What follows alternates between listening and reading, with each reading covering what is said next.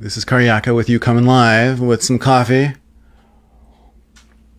and a street fair on Steinway that if you can hear it in this video, you've got fantastic hearing. You don't need to see a doctor. If you can't hear it, don't worry. You also have fantastic hearing. You don't need to hear a doctor. Hear a doctor, see a doctor. Anyway, today me and my big red jacket wanted to talk quickly about not necessarily Italian Renaissance art, but we wanted to talk about briefly about the need of building your library. This book is my mother's from, I think, 1970, something like that, from Champaign-Urbana, University of Illinois, when she took this Italian Renaissance art class. And basically, when I was a small child, I got to peruse through it, and it's in perfect condition, and it's one of my favorite books in my copious, very large library of books.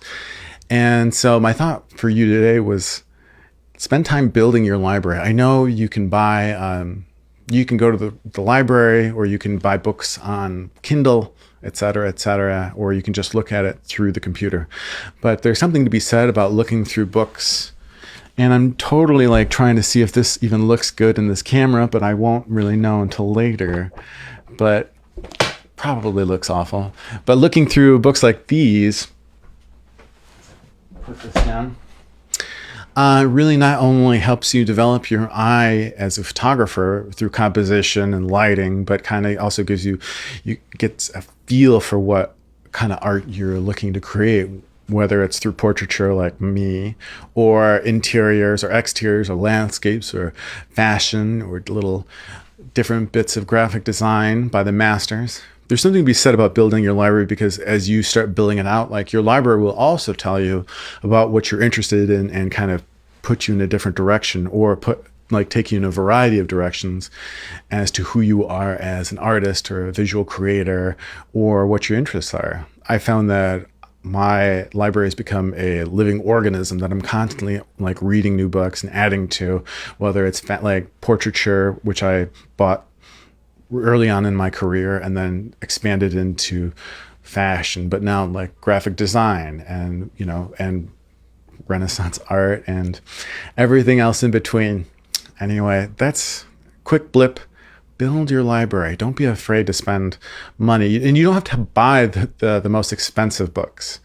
Like being on Amazon or wherever you buy books, like a used bookshop. Like, I love going through used bookshops here in New York because you stumble on some great finds for, $10, $5, estate sales, that sort of thing. And suddenly you've got a library that speaks to who you are and you can draw inspiration from on a daily basis. There's not a day that goes by that I don't spend looking through my books for inspiration, or how I'm going to use that on my next photo shoot. And even if I don't use it on the next photo shoot, it still stays in my mind. And there's something to be said about that kind of beauty. Anyway, build your library. Don't be afraid to actually own books. In today's digital world, we're all kind of putting everything on our computers and our phones. But there's something beautiful about having the tangible, smelling the paper, feeling the texture in the paper, seeing how the light reflects off that paper, not unlike a Karjaka print. Anyway, that's it for this red jacket day. And yeah, happy library building.